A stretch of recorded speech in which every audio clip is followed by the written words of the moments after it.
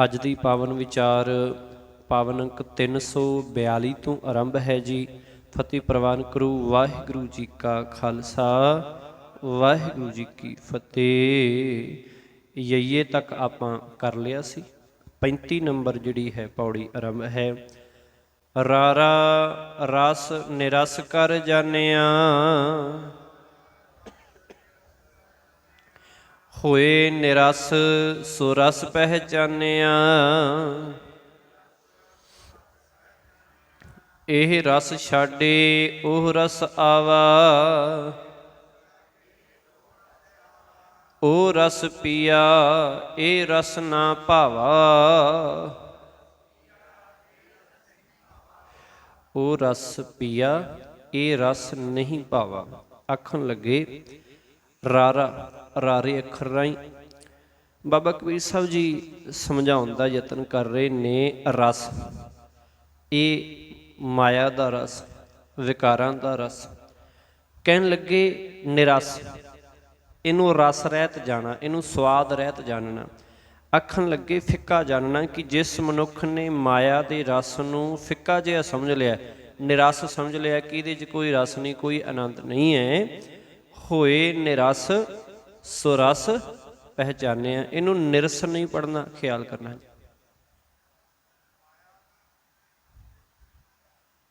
ਤੁਹਾਡੀ ਆਵਾਜ਼ ਨਹੀਂ ਆਈ ਜੀ। ਜਿਹੜਾ ਮਾਇਆ ਦਾ ਰਸ ਹੈ ਉਹਨੂੰ ਨਿਰਸ ਸਮਝ ਲਿਆ, ਜਿਹਨੇ ਜਾਣ ਲਿਆ ਕਿ ਇਹਦੇ 'ਚ ਕੋਈ ਰਸ ਨਹੀਂ, ਕੋਈ ਆਨੰਦ ਨਹੀਂ। ਹਾਂਜੀ, ਅੱਛਾ।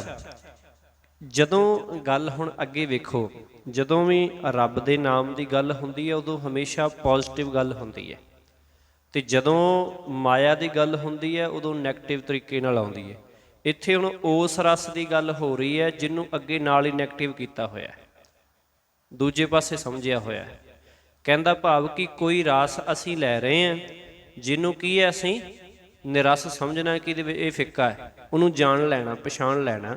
ਇਸੇ ਤਰ੍ਹਾਂ ਰਾਰਾ ਰਸ ਹੈ ਜਿਹੜਾ ਨਿਰਸ ਕਰ ਜਾਂਦੇ ਹਾਂ ਕਿ ਉਹਨੂੰ ਸਮਝ ਲਿਆ ਕਿ ਜਿਹੜਾ ਰਸ ਲੈ ਰਹੇ ਸੀ ਨਾ, ਹੁਣ ਤੱਕ ਵਿਕਾਰਾਂ ਦੇ ਵਿੱਚ ਫਸੇ ਹੋਏ ਸੀ, ਲੱਗੇ ਹੋਏ ਸੀ, ਇਸ ਰਸ ਨੂੰ ਕੀ ਹੈ, ਜਿਸ ਵੀ ਮਨੁੱਖ ਨੇ ਨਿਰਸ ਸਮਝ ਲਿਆ ਕਿ ਰਸ ਦੇ ਵਿੱਚ ਕੋਈ ਆਨੰਦ ਨਹੀਂ ਹੈ, ਇਹਦੇ ਵਿੱਚ ਕੋਈ ਸਵਾਦ ਨਹੀਂ ਹੈ।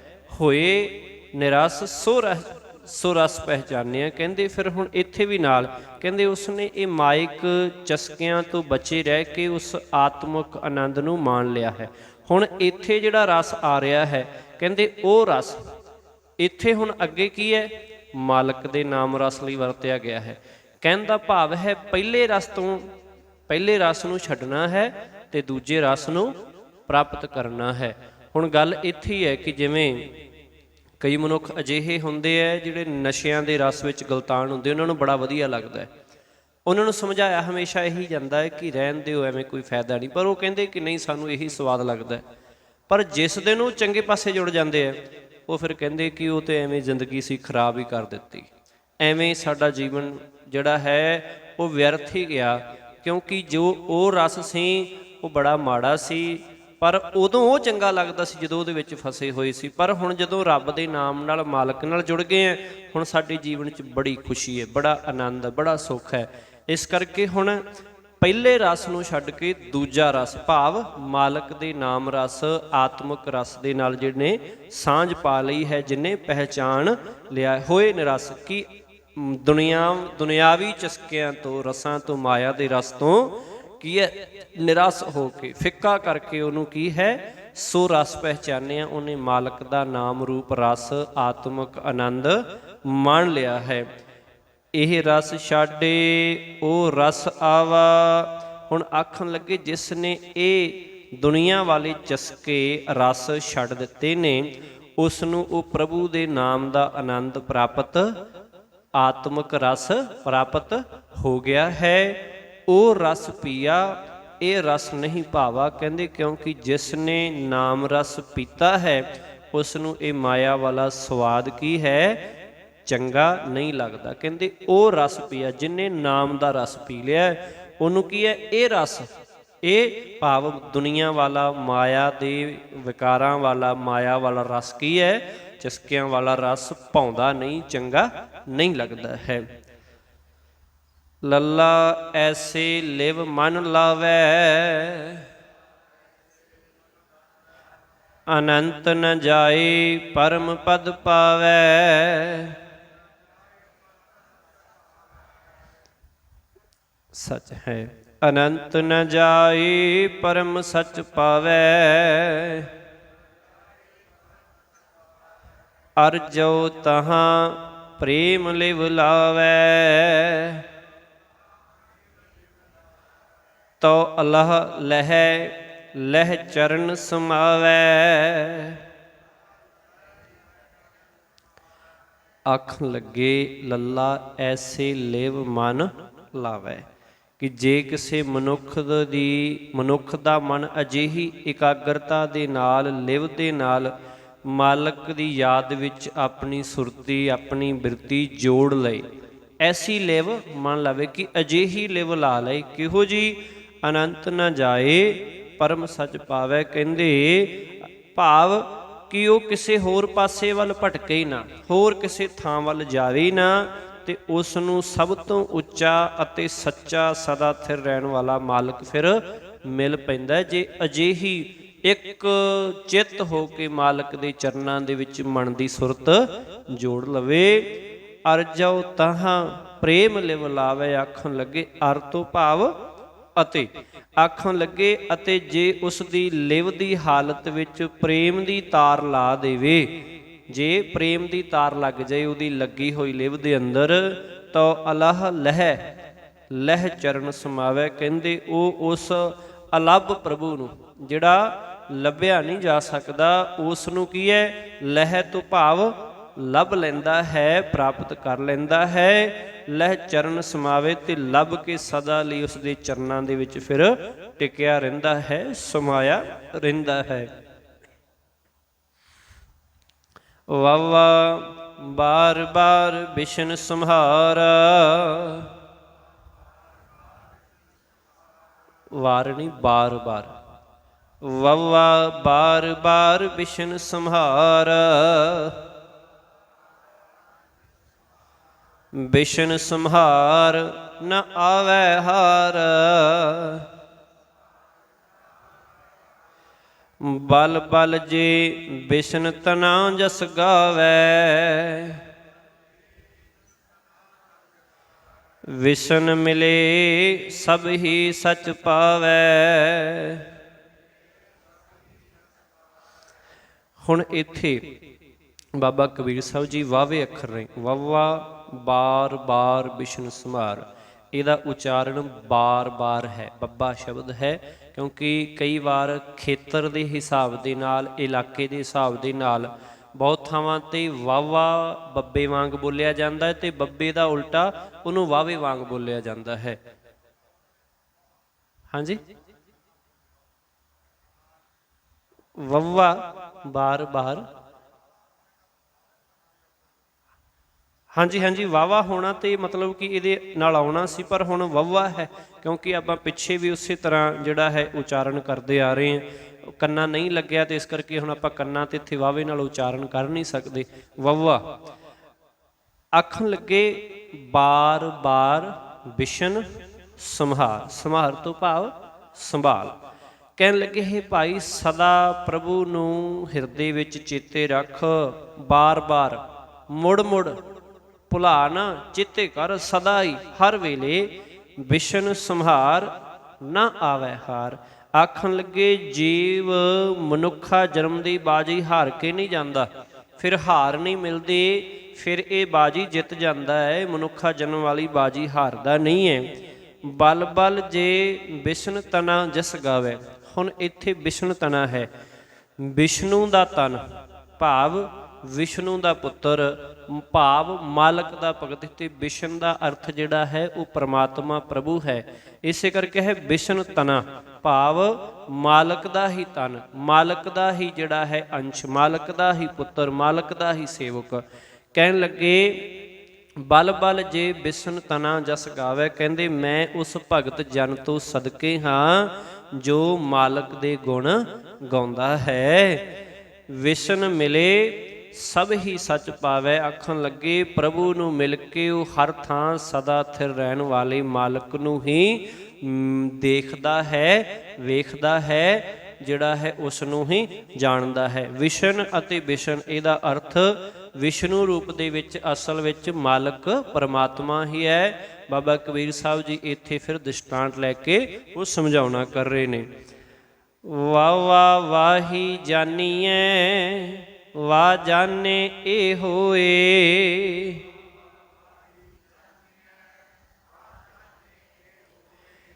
ਏ ਅਰ ਓ ਜਬ ਮਿਲੈ ਤਬ ਮਿਲਤ ਨ ਜਾਣੈ ਕੋਏ।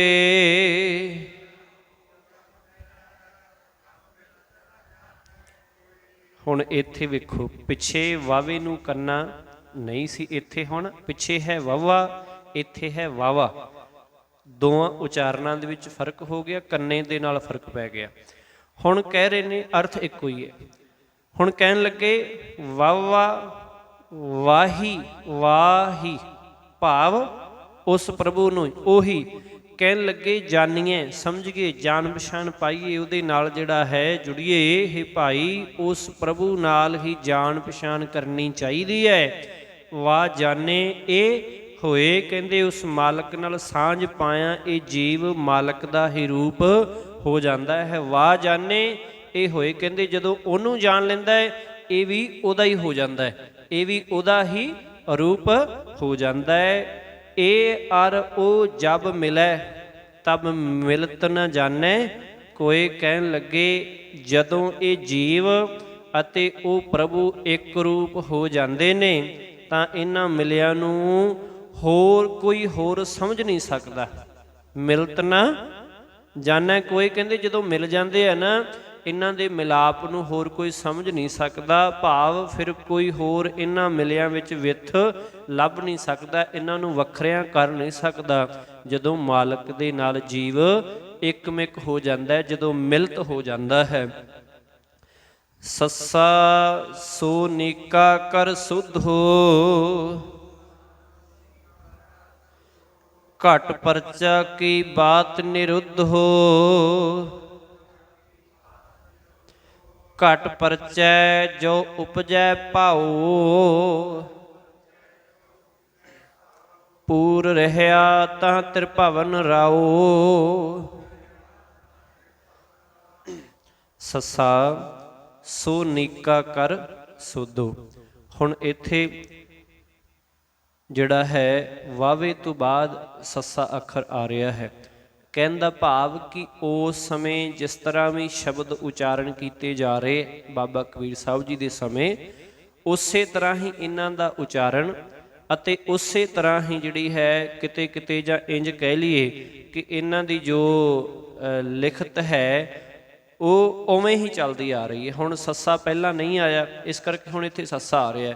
ਹੁਣ ਕਹਿੰਦੇ ਸੱਸਾ ਸੋ ਨੀਕਾ ਕਰ ਸੋਧੋ, ਆਖਣ ਲੱਗੇ ਕਿ ਚੰਗੀ ਤਰ੍ਹਾਂ ਉਸ ਪਰਮਾਤਮਾ ਦੀ ਸੰਭਾਲ ਕਰੋ, ਉਹਨੂੰ ਆਪਣੇ ਮਨ ਦੇ ਵਿੱਚ, ਹਿਰਦੇ ਵਿੱਚ ਵਸਾਓ। ਘਟ ਪਰਚਾ ਕੀ ਬਾਤ ਨਿਰੁੱਧ, ਪਰਚਾ ਪਾਉਣਾ ਭਾਵ ਸਾਂਝ ਪਾ ਲੈਣੀ, ਮਿੱਤਰਤਾ ਪਾ ਲੈਣੀ।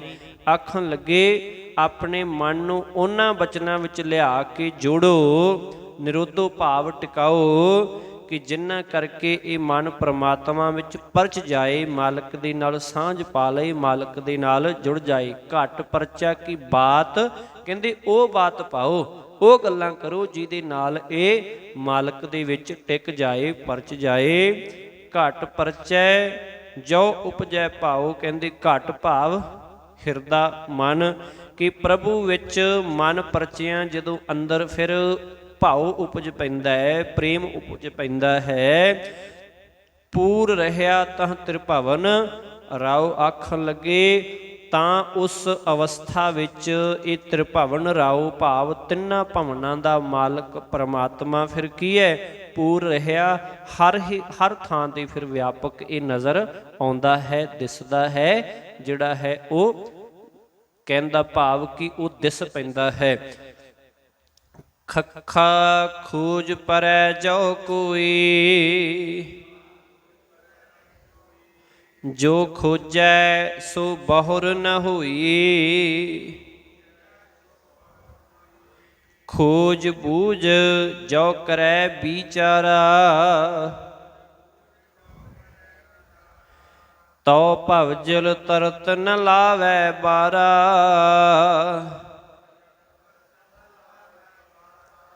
ਹੁਣ ਇੱਥੇ ਇੱਕ ਆਪਾਂ ਹੋਰ ਜਿਹੜਾ ਹੈ ਉਹ ਸਾਂਝ ਪਾਉਂਦੇ ਜਾਈਏ ਕਿ ਅੱਖਰਾਂ ਦੀ ਗਿਣਤੀ ਜਿਹੜੀ ਹੈ ਉਹ 35 ਹੀ ਹੈ, 35 ਹੀ ਹੈ। ਪਰ ਹੁਣ ਕੁਝ ਅੱਖਰਾਂ ਨੂੰ ਦੂਰੀ ਵਾਰ ਆ ਕੇ ਫਿਰ ਇਹਨਾਂ ਦੀ ਕੀ ਗਿਣਤੀ ਵੱਧਦੀ ਜਾ ਰਹੀ ਹੈ। ਅਤੇ ਦੂਜੇ ਪਾਸੇ ਬਾਣੀ ਦਾ ਨਾਮ 52 ਅੱਖਰੀ ਹੈ। ਪਿੱਛੇ ਹੁਣ ਪਾਵਨ ਬਾਣੀ ਆਈ ਸੀ ਜਦੋਂ ਗੁਰੂ ਅਰਜਨ ਸਾਹਿਬ ਪਾਤਸ਼ਾਹ ਜੀ ਦੀ 52 ਅੱਖਰੀ, ਉਹਦੇ ਵਿੱਚ ਪੌੜੀਆਂ ਅਤੇ ਸਲੋਕ ਸਨ। 55 ਪੌੜੀਆਂ ਸਨ ਉਹਦੇ ਵਿੱਚ ਅਤੇ 57 ਸਲੋਕ ਸਨ। ਇੱਕ ਸਲੋਕ 2 ਵਾਰ ਆਉਂਦਾ ਹੈ, ਗੁਰਦੇਵ ਮਾਤਾ ਗੁਰਦੇਵ ਪਿਤਾ ਵਾਲਾ, ਉਹ ਪਹਿਲਾਂ ਵੀ ਆਉਂਦਾ ਤੇ ਲਾਸਟ ਵਿੱਚ ਵੀ ਆਉਂਦਾ ਹੈ। ਬਾਕੀ ਉਹਦੇ ਵਿੱਚ 55 ਪੌੜੀਆਂ ਤੇ 55 ਸਲੋਕ ਆਉਂਦੇ ਆ, ਭਾਵ ਨਾਮ ਉਹਦਾ ਵੀ 52 ਅੱਖਰੀ ਹੈ। ਹੁਣ ਇਸੇ ਤਰ੍ਹਾਂ ਇੱਥੇ ਵੀ ਹੈ। ਕਹਿਣ ਦਾ ਭਾਵ ਜ਼ਰੂਰੀ ਨਹੀਂ ਕਿ ਇਹਦੀਆਂ ਪੌੜੀਆਂ 52 ਹੀ ਹੋਣ, ਅੱਖਰ ਜਿਹੜੇ ਪੂਰੇ 52 ਹੀ ਹੋਣ, ਅੱਖਰ ਲਗਭਗ ਹੀ 35 ਨੇ। ਇਸ ਕਰਕੇ ਇਹਨਾਂ ਦੇ ਵਿੱਚੋਂ ਕੁਝ ਸ਼ਬਦਾਂ ਨੂੰ ਵਧਾ ਲਿਆ ਜਾਂਦਾ ਹੈ। ਕਿਸੇ ਦੀ ਗਿਣਤੀ ਕਿੰਨੀ, ਹੁਣ ਇੱਥੇ ਗਿਣਤੀ ਲਗਭਗ ਜਿਹੜੀ ਹੈ ਉਹ 45 ਆ ਰਹੀ ਹੈ ਨਾ, 45 ਆ ਰਹੀ ਹੈ। ਉਸ ਤੋਂ ਬਾਅਦ ਅਗਲੀ ਬਾਣੀ ਸ਼ੁਰੂ ਹੋ ਜਾਣੀ ਹੈ, ਪਰ ਨਾਮ 52 ਅੱਖਰੀ। ਇਸੇ ਤਰ੍ਹਾਂ ਦੂਜੇ ਪਾਸੇ ਅਸੀਂ ਦੇਖਾਂਗੇ ਪੱਟੀ ਬਾਣੀ ਆਏਗੀ, ਉਹ ਅੱਗੇ ਆਏਗੀ। ਉਹਦੇ ਵਿੱਚ ਦੇਖਾਂਗੇ ਆਪਾਂ ਕਿ ਸਤਿਗੁਰੂ ਪਾਤਸ਼ਾਹ ਜੀ ਉੱਥੇ ਕਿਸ ਤਰ੍ਹਾਂ ਜਿਹੜਾ ਹੈ ਉਹ ਇਹਨਾਂ ਅੱਖਰਾਂ ਨੂੰ ਦਰਜ ਕਰਨਾ ਕੀਤਾ ਹੈ। ਕਹਿੰਦੇ ਖੱਖਾ ਖੋਜ ਪਰੈ ਜੋ ਕੋਈ, ਆਖਣ ਲੱਗੇ ਖੋਜਣਾ ਭਾਵ ਲੱਭਣਾ ਭਾਲਣਾ। ਕਹਿਣ ਲੱਗੇ ਜੇ ਕੋਈ ਮਨੁੱਖ ਪ੍ਰਮਾਤਮਾ ਦੀ ਭਾਲ ਵਿੱਚ ਰੁੱਝ ਜਾਏ, ਖੋਜ ਪਰੈ ਖੋਜ ਵਿੱਚ ਪੈ ਜਾਏ, ਜੋ ਕੋਈ ਜੇਕਰ ਕੋਈ, ਜੋ ਖੋਜੈ ਸੋ ਬਹੁਰ ਨਾ ਹੋਈ। ਕਹਿੰਦੇ ਇਸ ਤਰ੍ਹਾਂ ਜੋ ਵੀ ਮਨੁੱਖ ਪ੍ਰਭੂ ਨੂੰ ਲੱਭ ਲੈਂਦਾ ਹੈ ਉਹ ਕੀ ਹੈ, ਫਿਰ ਬਹੁਰ ਨਾ ਹੋਈ, ਦੁਬਾਰਾ ਉਹ ਮੁੜ ਜੰਮਦਾ ਮਰਦਾ ਨਹੀਂ। ਕਹਿਣ ਦਾ ਭਾਵ ਉਹਦੇ ਜੀਵਨ ਦੇ ਵਿੱਚ ਅਸਲ ਟਿਕਾ ਆ ਜਾਂਦਾ ਹੈ, ਉਹਦਾ ਜੀਵਨ ਜਿਹੜਾ ਹੈ ਉਹ ਥਿਰ ਹੋ ਜਾਂਦਾ ਹੈ। ਖੋਜ ਬੂਝ ਜੋ ਕਰੈ ਵਿਚਾਰਾ। ਕਹਿੰਦੇ ਜੇ ਕੋਈ ਜੀਵ ਪ੍ਰਭੂ ਦੇ ਗੁਣਾਂ ਨੂੰ ਸਮਝ ਕੇ ਬੁੱਝ ਕੇ ਜਿਹੜਾ ਹੈ ਉਹਨਾਂ ਨੂੰ ਮੁੜ ਚੇਤੇ ਕਰਦਾ ਹੈ, ਤਉ ਭਵਜਲ ਤਰਤ ਨ ਲਾਵੈ ਬਾਰਾ। 12 ਤੋਂ ਭਾਵ ਹਾਂਜੀ, ਪਰ ਇੱਥੇ ਤੇ 12 ਲਿਖਿਆ ਹੋਇਆ। ਸਰਦਾਰ, ਮੈਂ ਨਾਮ ਭੁੱਲ ਗਿਆ, ਭਾਈ ਸਾਹਿਬ ਬੈਠੇ ਇੱਧਰ ਕੋਨੇ ਤੇ ਪਿੱਛੇ, ਤੁਹਾਡੇ ਪਿੱਛੇ ਚਮਕੌਰ ਸਿੰਘ ਜੀ, ਹਾਂਜੀ ਜੰਜੂਆ ਜੀ। ਕੀ ਅਰਥ ਹੈ ਜੀ ਇੱਥੇ 12 ਦਾ? ਤਉ ਭਵਜਲ ਤਰਤ ਨ ਲਾਵੈ ਬਾਰਾ। ਹਾਂਜੀ ਅੱਛਾ, ਮੈਨੂੰ ਲੱਗ ਗਿਆ ਸੀ ਪਤਾ। ਹਾਂਜੀ ਹਾਂਜੀ ਹਾਂਜੀ ਹਾਂਜੀ ਠੀਕ ਹੈ। ਹਾਂਜੀ ਸਰਦਾਰ ਚਮਕੌਰ ਸਿੰਘ ਜੀ ਦੇ ਨਾਲ ਬੈਠੇ ਭਾਈ ਸਾਹਿਬ, ਹਾਂਜੀ ਠੀਕ ਹੈ। ਇਹਦਾ ਅਰਥ ਦੇਰ ਹੈ, ਲਗਭਗ ਸਾਰਿਆਂ ਨੇ ਅਰਥ ਠੀਕ ਕੀਤਾ, ਪਰ 12 ਕਿਉਂ ਲਿਖਿਆ? ਹਾਂਜੀ ਕਾਵ ਤੋਲ ਨੂੰ ਮੁੱਖ ਰੱਖਦਿਆਂ ਹੋਏ, ਠੀਕ ਹੈ ਜੀ, ਠੀਕ ਹੈ। ਹੁਣ ਆਖਣ ਲੱਗੇ ਤਉ ਭਵਜਲ ਤਰਤ ਨ ਲਾਵੈ ਬਾਰਾ। ਕਹਿੰਦੇ ਉਹ ਮਨੁੱਖ ਹੈ ਜਿਹੜਾ ਸੰਸਾਰ ਸਮੁੰਦਰ ਤੋਂ ਪਾਰ ਲੰਘਦਿਆਂ ਫਿਰ ਦੇਰ ਚਿਰ ਨਹੀਂ ਲਾਉਂਦਾ ਹੈ, ਉਹਨੂੰ ਸਮਾਂ ਨਹੀਂ ਲੱਗਦਾ ਹੈ। ਉਹ ਇੱਥੇ ਰਹਿੰਦਾ ਹੋਇਆ ਵੀ ਮਾਲਕ ਨੂੰ ਸਮਝ ਕੇ, ਖੋਜ ਕੇ, ਪਛਾਣ ਕੇ, ਲੱਭ ਕੇ ਉਹਦੇ ਗੁਣਾਂ ਦੇ ਨਾਲ ਫਿਰ ਇਤੋਂ ਪਾਰ ਲੰਘ ਜਾਂਦਾ ਹੈ। ਸੱਸਾ ਸੋਸ਼ੈ ਸੇਜ ਸਵਾਰੈ, ਸੋਈ ਸਹੀ ਸੰਦੇਹ ਨਿਵਾਰੈ। ਅਲਪ ਸੁਖ ਛਾੜ ਪਰਮ ਸੁਖ ਪਾਵਾ, ਤਬ ਏਤਰੀ ਓ ਕੰਤ ਕਹਾਵਾ। ਆਖਣ ਲੱਗੇ ਸੱਸਾ ਸੋਸ਼ੈ ਸੇਜ ਸਵਾਰੈ। ਆਖਣ ਲੱਗੇ कि ਉਹ ਜੀਵ ਇਸਤਰੀ ਆਪਣਾ ਹਿਰਦਾ ਰੂਪੀ ਖਸਮ ਪ੍ਰਭੂ ਦੀ ਸੇਜ ਕੀ ਹੈ ਸਵਾਰਦੀ ਹੈ। ਸੱਸੇ ਅੱਖਰ ਰਾਹੀਂ ਫਿਰ ਰਹਿਮਤ ਕਰਦੇ ਹੈ ਕਿ ਜਿਹੜੀ ਇਹ ਜਿੰਦ ਹੈ, ਇਹ ਜੀਵ ਰੂਪ ਇਸਤਰੀ ਹੈ, ਇਹ ਕੀ ਆਪਣੀ ਜਿਹੜੀ ਹਿਰਦੇ ਦੀ ਸੇਜ ਹੈ ਉਹ ਕੀ ਹੈ ਖਸਮ ਪ੍ਰਭੂ ਦੀ ਸੇਜ ਦਾ ਰੂਪ ਜਾਣ ਕੇ ਇਹਨੂੰ ਸਵਾਰਦੀ ਹੈ, ਇਹਨੂੰ ਨਿਖਾਰਦੀ ਹੈ, ਇਹਨੂੰ ਜਿਹੜਾ ਹੈ ਤਿਆਰ ਕਰਦੀ ਹੈ। ਸੂਈ ਸਹੀ ਸੰਦੇਹ ਨਿਵਾਰੈ। ਹੁਣ ਪਰਸੋਂ ਵੀ ਸ਼ਾਇਦ ਸ਼ਬਦ ਆਇਆ ਸੀ, ਇੱਕ ਸਨੇਹ ਆਇਆ ਸੀ, ਇੱਕ ਸੰਦੇਹ ਆਇਆ ਸੀ। ਦੋਵਾਂ ਦੇ ਵਿੱਚ ਕੀ ਹੈ ਅਰਥਾਂ ਦਾ ਬਹੁਤ ਫਰਕ ਹੈ, ਇਸ ਕਰਕੇ ਖਿਆਲ ਰੱਖਣਾ ਹੈ। ਹੁਣ ਕਹਿਣ ਲੱਗੇ ਕਿ ਉਹੀ ਜੀਵ ਸਖੀ ਆਪਣੇ ਮਨ ਦੇ ਸੰਸੇ ਫਿਰ ਕੀ ਹੈ ਉਹ ਦੂਰ ਕਰਦੀ ਹੈ। ਉਹੀ ਜਿਹੜੇ ਹੈ ਆਪਣੇ ਜੀਵਨ ਦੇ ਵਿੱਚੋਂ ਜਿਹੜੀਆਂ ਨੇ ਉਹ ਮੰਦੇ ਕਰਮ ਹੈ, ਭਰਮ ਹੈ, ਭਟਕਣਾ ਹੈ, ਜੋ ਵੀ ਹੈ ਉਹਨਾਂ ਨੂੰ ਕੀ ਹੈ ਸੰਦੇਹ ਨੂੰ ਸਭ ਕਾਹੇ ਨੂੰ ਕੀ ਹੈ ਨਿਵਾਰ ਦਿੰਦੀ ਹੈ, ਛੱਡ ਦਿੰਦੀ ਹੈ। ਅਲਪ ਸੁਖ ਛਾੜ ਪਰਮ ਸੁਖ ਪਾਵਾ। ਅਲਪ ਭਾਵ ਨਿੱਕਾ ਜਿਹਾ, ਥੋੜਾ ਜਿਹਾ। ਆਖਣ ਲੱਗੇ ਜਿਹੜੀ ਜੀਵ ਇਸਤਰੀ ਦੁਨੀਆ ਵਾਲੇ ਹੋਛੇ ਸੁਖ, ਜਿਹੜਾ ਬਹੁਤ ਨਿੱਕਾ ਜਿਹਾ ਸੁਖ ਹੁੰਦਾ ਹੈ ਕਿ ਬਸ ਕਿਸੇ ਵਸਤੂ ਦੀ ਪ੍ਰਾਪਤੀ ਹੋ ਜਾਣੀ ਤੇ ਕੁਝ ਸਮੇਂ ਲਈ ਬੜੀ ਖੁਸ਼ੀ ਹੁੰਦੀ ਕਿ ਵਾਹ ਵਾਹ ਮੈਂ ਬਹੁਤ ਖੁਸ਼ ਹਾਂ, ਪਰ ਥੋੜ੍ਹੇ ਸਮੇਂ ਬਾਅਦ ਫਿਰ ਉਹੀ ਜਿਹੜਾ ਪਹਿਲਾਂ ਝੰਜੜ ਚੱਲਦਾ ਆ ਰਿਹਾ ਸੀ ਉਹੀ ਸ਼ੁਰੂ ਹੋ ਜਾਂਦਾ ਹੈ। ਕਿਉਂਕਿ ਦੁਨੀਆ ਦੇ ਵਿੱਚ ਮਾਇਆ ਬਹੁਤ ਖਿਨ ਮਾਤਰ ਖੁਸ਼ੀ ਦਿੰਦੀ ਹੈ। ਜੀਵ ਮਾਇਆ ਦੇ ਵਿੱਚ ਜਿਹੜਾ ਹੁੰਦਾ ਰਚਿਆ ਹੁੰਦਾ ਉਹਨੂੰ ਖੁਸ਼ੀ ਬੜੀ ਹੁੰਦੀ ਜਦੋਂ ਉਹਦੇ ਕੋਈ ਪ੍ਰਾਪਤੀ ਹੋ ਜਾਂਦਾ, ਕਹਿੰਦਾ ਕਿ ਮੈਨੂੰ ਆਹ ਮਿਲ ਗਿਆ, ਮੈਂ ਆਹ ਕਰ ਲਿਆ, ਪਰ ਉਹ ਬੜੀ ਖਿਨ ਭੰਗਰ ਹੁੰਦੀ ਹੈ। ਉਹ ਥੋੜ੍ਹੇ ਸਮੇਂ ਬਾਅਦ ਜੋ ਪਹਿਲਾਂ ਮਾਇਆ ਦੇ ਰੌਲੇ ਘਚੌਲੇ ਦੁੱਖ ਸੰਸੇ ਚੱਲਦੇ ਆ ਰਹੇ, ਭਟਕਣਾ ਚੱਲਦੀ ਆ ਰਹੀ, ਉਹ ਫਿਰ ਉਸੇ ਤਰ੍ਹਾਂ ਸ਼ੁਰੂ ਹੋ ਜਾਂਦੀ ਹੈ। ਇਸੇ ਤਰ੍ਹਾਂ ਕਹਿੰਦੇ ਹੈ ਕਿ ਜਿਹੜੀ ਜੀਵ ਇਸਤਰੀ ਦੁਨੀਆ ਵਾਲੇ ਹੋਛੇ ਨਿੱਕੇ ਸੁੱਖ ਨੂੰ ਛੱਡ ਕੇ ਪ੍ਰਭੂ ਦੇ ਪਿਆਰ ਦਾ ਸਭ ਤੋਂ ਉੱਚਾ ਸੁੱਖ ਕੀ ਹੈ ਪ੍ਰਾਪਤ ਕਰਦੀ ਹੈ, ਹਾਸਲ ਕਰਦੀ ਹੈ, ਤਬ ਇਹ ਤ੍ਰੀ ਉਹ ਕੰਤ ਕਹਾਵਾ। ਤ੍ਰੀ ਤੋਂ ਭਾਵ ਇਸਤਰੀ। ਆਖਣ ਲੱਗੇ ਇਸ ਅਵਸਥਾ ਦੇ ਬਣਿਆ ਹੀ ਅਸਲੀ ਭਾਵ ਵਿੱਚ ਉਦੋਂ ਇਹ ਜੀਵ ਪ੍ਰਭੂ ਦੀ ਇਸਤਰੀ ਅਤੇ ਉਹ ਪ੍ਰਭੂ ਜੀਵ ਇਸਤਰੀ ਦਾ ਖਸਮ ਕੀ ਹੈ ਕਹਾਉਂਦਾ ਹੈ, ਅਖਵਾਉਂਦਾ ਹੈ, ਜਦੋਂ ਇਹ ਵਿਧ ਬਣਦੀ ਹੈ। ਜਦੋਂ ਦੁਨੀਆ ਦੇ ਸੁੱਖ ਛੱਡ ਕੇ ਮਾਲਕ ਨਾਲ ਪ੍ਰੇਮ ਬਣ ਜਾਂਦਾ ਹੈ, ਜਦੋਂ ਦੁਨੀਆ ਵਾਲੇ ਸੰਸੇ ਛੱਡ ਕੇ ਮਾਲਕ ਨਾਲ ਜੁੜ ਜਾਈਦਾ, ਫਿਰ ਅਸੀਂ ਸਾਰੇ ਕੀ ਹਾਂ ਮਾਲਕ ਦੀ ਜੀਵ ਇਸਤਰੀ ਬਣ ਜਾਂਦੇ ਹਾਂ ਤੇ ਮਾਲਕ ਸਾਡਾ ਕੰਤ ਬਣ ਜਾਂਦਾ ਹੈ, ਅਖਵਾਉਂਦਾ ਹੈ। ਜਿਵੇਂ ਰਹਿਮਤ ਕਰਦੇ ਨੇ ਇਸ ਜੱਗ ਮੈਂ ਪੁਰਖ ਏਕ ਹੈ ਹੋਰ ਸਗਲੀ ਨਾਰ ਸਬਾਈ ਕੀ। ਹੈ ਤਾਂ ਸਾਰੀਆਂ ਹੀ ਨਾਰਾਂ ਸੀ ਉਹਦੀਆਂ, ਹੈ ਤੇ ਸਾਰੀਆਂ ਇਸਤਰੀਆਂ, ਹੈ ਤੇ ਉਹ ਇੱਕੋ ਹੀ ਹੈ ਮਾਲਕ, ਖਸਮ ਇੱਕੋ ਹੀ ਹੈ, ਪਰ ਹੁਣ ਖਸਮ ਨਾਲ ਮਿਲਦੀ ਉਹੀ ਹੈ ਜਿਹੜੇ ਖਸਮ ਦੇ ਭਾਣੇ ਵਿੱਚ ਹੁੰਦੀ ਹੈ, ਜਿਹੜੀ ਖਸਮ ਨੂੰ ਚੰਗੀ ਲੱਗਦੀ ਹੈ, ਜਿਹੜੀ ਖਸਮ ਨੂੰ ਭਾ ਜਾਂਦੀ ਹੈ। ਹਾ ਹਾ ਹੋਤ ਹੋਏ ਨਹੀਂ ਜਾਨਾ ਜਬ ਹੀ ਹੋਏ ਤਬਹਿ ਮਨ ਮਾਨਾ। ਹੈ ਤੋ ਸਹੀ ਲਖੈ ਜੋ ਕੋਈ ਤਬ ਉਹੀ ਉਹ ਇਹ ਨਾ ਹੋਈ। ਹੁਣ ਆਖਣ ਲੱਗੇ ਕਿ ਹਾਹਾ ਹੋਤ ਹੋਏ ਨਹੀਂ ਜਾਨਾ।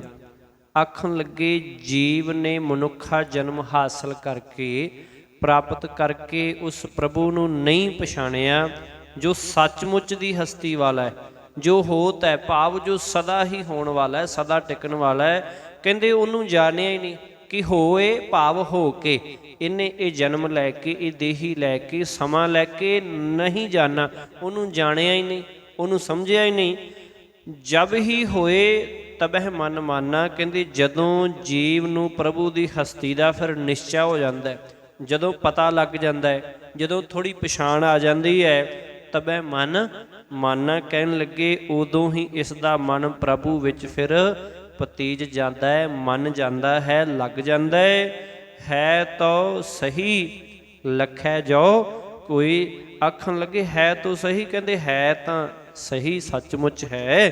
ਕਹਿੰਦੇ ਪ੍ਰਮਾਤਮਾ ਹੈ ਤਾਂ ਜ਼ਰੂਰ, ਪਰ ਇਸ ਵਿਸ਼ਵਾਸ ਦਾ ਲਾਭ ਉਦੋਂ ਹੀ ਹੁੰਦਾ ਹੈ ਜਦੋਂ ਕੋਈ ਜੀਵ ਇਸ ਗੱਲ ਨੂੰ ਕੀ ਹੈ ਸਮਝ ਲਏ, ਲੱਖ ਲਏ, ਜਾਣ ਲਏ। ਤਬ ਉਹੀ ਉਹ ਇਹ ਨਾ ਹੋਈ। ਹੁਣ ਇਹਨੂੰ ਇੱਥੇ ਤਬ ਉਹੀ ਉਹ ਇਹੋ ਨਾ ਹੋਈ, ਇਹ ਉਚਾਰਨ ਨਹੀਂ ਹੈ। ਇੱਥੇ ਕੀ ਹੈ, ਇਸੇ ਹਿਸਾਬ ਨਾਲ ਭਾਵ ਇੱਕ ਵਚਨ ਦੇ ਰੂਪ ਵਿੱਚ ਆ ਰਿਹਾ ਕਿ ਉਦੋਂ ਇਹ ਜੀਵ ਉਸ ਪ੍ਰਭੂ ਦਾ ਰੂਪ ਹੋ ਜਾਂਦਾ ਹੈ, ਇਹ ਵੱਖਰੀ ਹਸਤੀ ਵਾਲਾ ਨਹੀਂ ਰਹਿ ਜਾਂਦਾ। ਕਹਿਣ ਦਾ ਭਾਵ ਇਹਦੇ ਵਿੱਚ ਆਪਾ ਭਾਵ ਮੈਂ ਮੇਰੀ ਮੇਰੀ ਸਭ ਕੁਝ ਮੁੱਕ ਜਾਂਦਾ ਹੈ ਤੇ ਉਹੀ ਉਹਦਾ ਹੀ ਰੂਪ ਹੋ ਜਾਂਦਾ ਹੈ। ਲਿਉ ਲਿਉ ਕਰਤ ਫਿਰੈ ਸਭ ਲੋਗ, ਤਾ ਕਾਰਨ ਵਿਆਪੈ ਬਹੁ ਸੋਗ। ਲਖਮੀ ਬਰ ਸਿਉ ਜੋ ਲਿਉ ਲਾਵੈ, ਸੋਗ ਮਿਟੈ ਸਭ ਹੀ ਸੁਖ ਪਾਵੈ। ਲਿਉ ਲਿਉ ਆਖਣ ਲੱਗੇ ਭਾਵ ਮੈਂ ਲక్ష్ਮੀ ਹਾਸਲ ਕਰ ਲਵਾਂ, ਮੈਂ ਮਾਇਆ ਲੈ ਲਵਾਂ, ਕਿ ਲੈ ਲਵਾਂ, ਮੈਂ ਪ੍ਰਾਪਤ ਕਰ ਲਵਾਂ, ਮੈਂ ਇਕੱਠੀ ਕਰ ਲਵਾਂ। ਆਖਣ ਲੱਗੇ ਸਾਰਾ ਹੀ ਜਗਤ ਇਹੀ ਆਖਦਾ ਫਿਰਦਾ ਹੈ, ਭਾਵ ਇਸੇ ਲਾਲਚ ਵਿੱਚ, ਇਸੇ ਲਾਲਸਾ ਵਿੱਚ ਭਟਕਦਾ ਫਿਰਦਾ ਹੈ ਕਿ ਮੈਂ ਮਾਇਆ ਸਾਂਭ ਲਵਾਂ, ਮੈਂ ਮਾਇਆ ਇਕੱਠੀ ਕਰ ਲਵਾਂ, ਮੈਂ ਮਾਇਆ ਜੋੜ ਲਵਾਂ।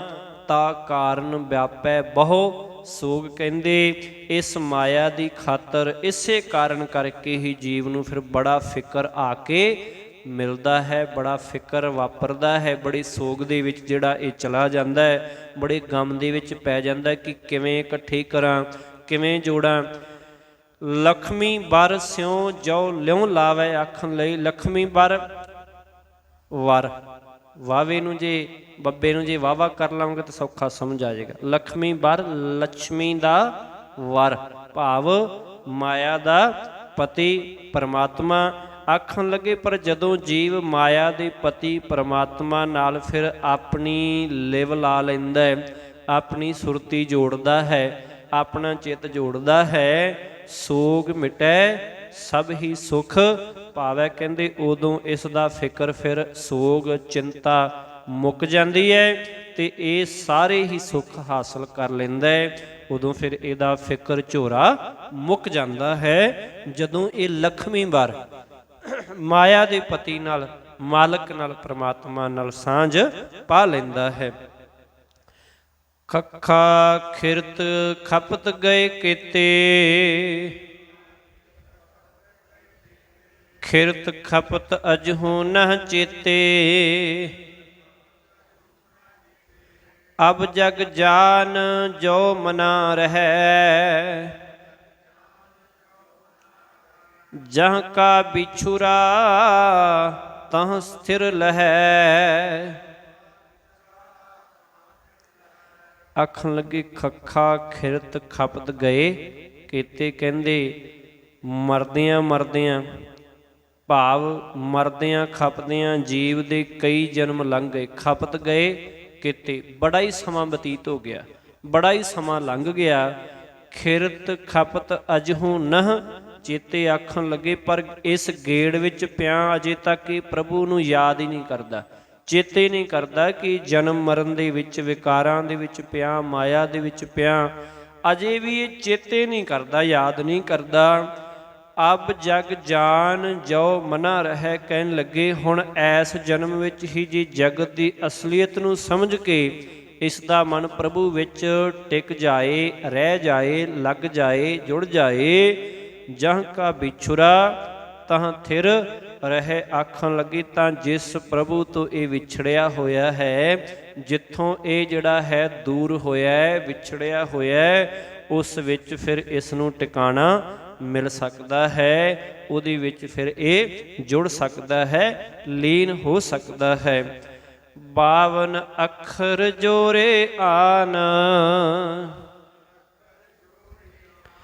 ਸਕਿਆ ਨ ਅੱਖਰ ਏਕ ਪਛਾਨ। ਸਤ ਕਾ ਸ਼ਬਦ ਕਬੀਰਾ ਕਹੈ, ਪੰਡਿਤ ਹੋਏ ਸੋ ਅਨਪਹਿ ਰਹੈ। ਹੁਣ ਆਖਣ ਲੱਗੇ 52 ਅੱਖਰ ਜੋਰੇ ਆਨ, ਕਹਿੰਦੇ ਜਗਤ ਨੇ 52 ਅੱਖਰ ਵਰਤ ਕੇ ਪੁਸਤਕਾਂ ਲਿਖ ਦਿੱਤੀਆਂ। ਜੋਰੇ ਆਣ ਕਹਿੰਦੇ ਇਹ ਜੋੜ ਕੇ ਬੜਾ ਕੁਝ ਜਿਹੜਾ ਹੈ ਉਹ ਰਚ ਦਿੱਤਾ, ਲਿਖ ਦਿੱਤਾ, ਪਰ ਸਕਿਆ ਨਾ ਅੱਖਰ ਏਕ ਪਛਾਣ। ਕਹਿੰਦੇ ਪਰ ਇਹ ਜਗਤ ਇਹਨਾਂ ਪੁਸਤਕਾਂ ਦੇ ਰਾਹੀਂ, ਇਹਨਾਂ ਅੱਖਰਾਂ ਦੇ ਰਾਹੀਂ ਉਸ ਇੱਕ ਪ੍ਰਭੂ ਨੂੰ ਪਛਾਣ ਹੀ ਨਹੀਂ ਸਕਿਆ ਜਿਹੜਾ ਸਦਾ ਥਿਰ ਹੈ, ਸਦਾ ਰਹਿਣ ਵਾਲਾ। ਕਹਿੰਦੇ ਉਹਨੂੰ ਤੇ ਪਛਾਣ ਹੀ ਨਹੀਂ ਸਕਿਆ ਜਿਹਦੇ ਵਾਸਤੇ, ਜਿਹਨੂੰ ਪਛਾਣਨ ਲਈ, ਸਮਝਣ ਲਈ ਅੱਖਰ ਬਣੇ ਸੀ, ਬਣਾਏ ਸੀ। ਕਹਿੰਦੇ ਲਿਖ ਬਹੁਤ ਕੁਝ ਦਿੱਤਾ, ਗ੍ਰੰਥ, ਕਿਤਾਬਾਂ, ਬੜਾ ਹੀ ਕੁਝ ਲਿਖ ਦਿੱਤਾ, ਪਰ ਜਿਹਨੂੰ ਪਛਾਣਨਾ ਸੀ ਉਹਨੂੰ ਅਜੇ ਪਛਾਣਿਆ ਹੀ ਨਹੀਂ, ਪਛਾਣ ਨਹੀਂ ਸਕਿਆ। ਸਤ ਕਾ ਸ਼ਬਦ ਕਬੀਰਾ ਕਹੈ। ਸਤ ਕਾ ਸ਼ਬਦ ਭਾਵ ਮਾਲਕ ਦੀ ਸਿਫਤ ਸਲਾਹ। ਆਖਣ ਲੱਗੇ ਹੀ ਕਬੀਰ, ਜੋ ਮਨੁੱਖ ਇਹਨਾਂ ਅੱਖਰਾਂ ਰਾਹੀਂ ਮਾਲਕ ਦਾ ਸਦਾ ਥਿਰ ਦਾ ਜਿਹੜਾ ਹੈ ਉਹਦੀ ਸਿਫਤ ਸਲਾਹ ਕਰਦਾ ਹੈ, ਮਾਲਕ ਦੀ ਜਿਹੜੀ ਸਿਫਤ ਸਲਾਹ ਕਰਦਾ ਹੈ, ਗੁਣ ਗਾਉਂਦਾ ਹੈ। ਪੰਡਿਤ ਹੋਏ ਸੋ ਅਨਭੈ ਰਹੈ। ਕਹਿਣ ਲੱਗੇ ਉਹੀ ਹੈ ਪੰਡਿਤ, ਉਹੀ ਹੈ ਗਿਆਨੀ, ਉਹੀ ਹੈ ਧਰਮੀ, ਤੇ ਉਹ ਗਿਆਨ ਅਵਸਥਾ ਵਿੱਚ ਫਿਰ ਟਿਕਿਆ ਰਹਿੰਦਾ ਹੈ। ਭਾਵ ਅਨਭੈ ਭਾਵ ਅਨੁਭਵ ਦੇ ਵਿੱਚ ਉਹ ਆਪਣੀ ਗਿਆਨ ਅਵਸਥਾ, ਆਪਣੇ ਹਿਰਦੇ ਦੇ ਵਿੱਚ, ਜੀਵਨ ਦੇ ਵਿੱਚ ਫਿਰ ਥਿਰ ਰਹਿੰਦਾ ਹੈ। ਉਹੀ ਹੈ ਅਸਲ ਪੰਡਿਤ, ਉਹੀ ਹੈ ਗਿਆਨੀ, ਉਹੀ ਹੈ ਜਿਹੜਾ ਇਹਨਾਂ ਅੱਖਰਾਂ ਨੂੰ ਜਿਹੜਾ ਜਾਣਨ ਵਾਲਾ ਹੈ। ਪੰਡਿਤ ਲੋਗਾਂ ਕਉ ਵਿਵਹਾਰ, ਗਿਆਨਵੰਤ ਕਉ ਤਤ ਵਿਚਾਰ। ਜਾ ਕੈ ਜੀ ਜੈਸੀ ਬੁੱਧ ਹੋਈ, ਕਹਿ ਕਬੀਰ ਜਾਣੇਗਾ ਸੋਈ। ਹੁਣ ਆਖਣ ਲੱਗੇ ਪਰ ਕਹਿੰਦੇ ਹੋਇਆ ਕੀ ਹੈ ਸੰਸਾਰ ਨੂੰ? ਪੰਡਿਤ ਲੋਗਾਂ ਕਉ ਵਿਵਹਾਰ। ਵਿਵਹਾਰ ਤੋਂ ਭਾਵ ਵਿਹਾਰ ਬਣਾ ਲੈਣਾ, ਰੋਜੀ ਰੋਟੀ ਦਾ ਢੰਗ, ਵਪਾਰ ਬਣਾ ਲੈਂਦਾ। ਕਹਿੰਦੇ ਪਰ ਪੰਡਿਤ ਗਿਆਨੀ ਲੋਕਾਂ ਨੂੰ ਤਾਂ ਇਹ ਵਿਹਾਰ ਲੱਭਿਆ ਹੋਇਆ ਕਿ ਅੱਖਰ ਜੋੜ ਕੇ ਹੋਰਨਾਂ ਨੂੰ ਸੁਣਾ ਦਿੰਦੇ, ਕਿ ਬਸ ਗਿਆਨੀ ਜਿਹੜੇ ਬਾਹਰੋਂ ਗਿਆਨੀ, ਬਾਹਰੋਂ ਪੰਡਿਤ, ਬਾਹਰੋਂ ਧਰਮੀ ਬਣੇ ਹੋਏ ਨੇ, ਉਹ ਕਹਿੰਦੇ ਆਪ ਤੇ ਇਹਨਾਂ ਅੱਖਰਾਂ ਨੂੰ ਜੋੜ ਕੇ ਸੁਣਾ ਦਿੰਦੇ ਐ।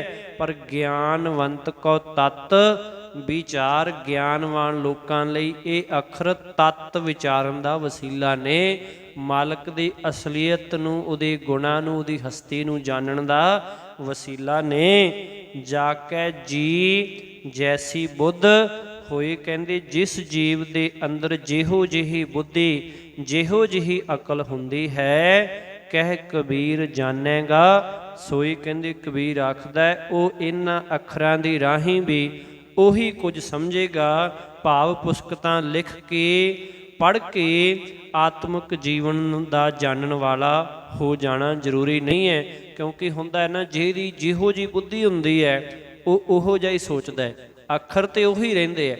ਅੱਖਰ ਤਾਂ ਹੁਣ ਸਾਡੇ ਕੋਲ 35 ਨੇ ਜਾਂ ਅੱਜ ਦੇ ਸਮੇਂ ਵਿੱਚ 41 ਨੇ। ਹੁਣ ਅੱਖਰ ਉਹੀ ਨੇ, ਉਹਦੇ ਨਾਲ ਬਹੁਤ ਚੰਗਾ ਗਿਆਨ ਬੋਲਿਆ ਲਿਖਿਆ ਜਾ ਸਕਦਾ ਹੈ। ਮਾਲਕ ਦੀ ਸਿਫਤ ਸਲਾਹ ਲਿਖੀ ਜਾ ਰਹੀ ਹੈ, ਉਹੋ ਹੀ ਅੱਖਰ ਉਹ ਨੇ, ਉਹਦੇ ਨਾਲ ਬਹੁਤ ਮਾੜਾ ਲਿਖਿਆ ਅਤੇ ਬੋਲਿਆ ਜਾ ਸਕਦਾ ਹੈ। ਇਸ ਕਰਕੇ ਜਿਹਦੀ ਜਿਹੋ ਜਿਹੀ ਬੁੱਧੀ ਹੈ ਉਹ ਉਸੇ ਤਰੀਕੇ ਦੇ ਨਾਲ ਇਹਨਾਂ ਅੱਖਰਾਂ ਨੂੰ ਵਰਤਦਾ ਹੈ। ਇਸ ਜਿਹੜੀ ਹੈ, ਇਸ ਗਿਆਨ ਦੀ ਜਿਹੜੀ ਹੈ ਉਹ ਵਰਤੋਂ ਕਰਦਾ ਹੈ। ਕੋਈ ਗ੍ਰੰਥਾਂ ਲਿਖਤਾਂ ਨੂੰ ਪੜ੍ਹ ਕੇ ਵੀ ਜਿਹੜਾ ਹੈ ਉਹ ਚੰਗਾ ਨਹੀਂ ਬਣਦਾ। ਆਪਣਾ ਭਟਕਣਾ, ਆਪਣੇ ਵਿਕਾਰ, ਆਪਣੀ ਮਾੜੀ ਸੋਚ, ਇਸ ਨੂੰ ਛੱਡਦਾ ਨਹੀਂ, ਭਾਵੇਂ ਉਹ ਇਹਨਾਂ ਗ੍ਰੰਥਾਂ ਦੇ ਰਾਹੀਂ ਚੰਗਾ ਵੀ ਪੜ੍ਹ ਲਏ, ਕਿਉਂਕਿ ਉਹਦੀ ਬੁੱਧੀ ਕੀ ਹੈ, ਉਹ ਉਹੋ ਜਿਹੀ ਹੈ। ਇਸ ਕਰਕੇ ਬਹੁਤ ਸਾਰੇ ਐਸੇ ਵੀ ਹੁੰਦੇ ਹੈ ਜਿਹੜੇ ਗ੍ਰੰਥਾਂ ਨੂੰ ਹੀ, ਜਿਹੜਾ ਗ੍ਰੰਥਾਂ 'ਤੇ ਦੂਸ਼ਣ ਲਾਉਂਦੇ, ਚੰਗੇ ਲਿਖੇ ਗ੍ਰੰਥਾਂ 'ਤੇ, ਕਿਉਂਕਿ ਉਹਨਾਂ ਦੀ ਬੁੱਧੀ ਕੀ ਹੈ, ਉਹੋ ਜਿਹੀ ਹੈ। ਇਸ ਕਰਕੇ ਇਹ ਅੱਖਰ ਨੇ ਜਿਹੜੇ, ਇਹਨਾਂ ਨੂੰ ਆਪਣੀ ਬੁੱਧੀ ਦੇ ਨਾਲ, ਵਿਵੇਕਤਾ ਦੇ ਨਾਲ ਹੀ ਜਿਹੜਾ ਹੈ ਉਹ ਵਰਤਿਆ ਜਾਵੇ, ਤਾਂ ਹੀ ਜਿਹੜਾ ਹੈ ਉਹ ਆਨੰਦ ਸੁੱਖ ਦੇ ਰਾਹੀਂ ਪ੍ਰਾਪਤ, ਗਿਆਨ ਪ੍ਰਾਪਤ ਕੀਤਾ ਜਾ ਸਕਦਾ, ਆਤਮਿਕ ਸੁੱਖ ਪ੍ਰਾਪਤ ਕੀਤਾ ਜਾ ਸਕਦਾ ਹੈ। 45 ਪੌੜੀਆਂ ਜਿਹੜੀਆਂ 52 ਅੱਖਰੀ ਦੇ ਸਰਲੇਖ ਹੇਠ ਬਾਬਾ ਕਬੀਰ ਸਾਹਿਬ ਜੀ ਦੀ ਬਾਣੀ ਦੀਆਂ ਇੱਥੋਂ ਤੱਕ ਸੰਪੂਰਨ ਹੋਈਆਂ ਨੇ। ਹੁਣ ਆਪਾਂ ਅਗਲੇ ਦੀਵਾਨ ਦੇ ਵਿੱਚ ਅੱਗੇ ਥਿੱਤੀ ਜਿਹੜੀ ਹੈ, ਥਿੱਤੀ ਬਾਣੀ ਬਾਬਾ ਕਬੀਰ ਸਾਹਿਬ ਜੀ ਦੀ, ਉਹ ਅੱਗੇ ਆਰੰਭ ਹੋਏਗੀ। ਆਪਾਂ ਹੁਣ ਕੱਲ੍ਹ ਦੇ ਦੀਵਾਨ ਦੇ ਵਿੱਚ ਜਿਹੜੀ ਉਹ ਸਾਂਝ ਪਾਵਾਂਗੇ। ਫਤਿਹ ਪ੍ਰਵਾਨ ਗੁਰੂ ਜੀ। ਵਾਹਿਗੁਰੂ ਜੀ ਕਾ ਖਾਲਸਾ, ਵਾਹਿਗੁਰੂ ਜੀ ਕੀ ਫਤਿਹ।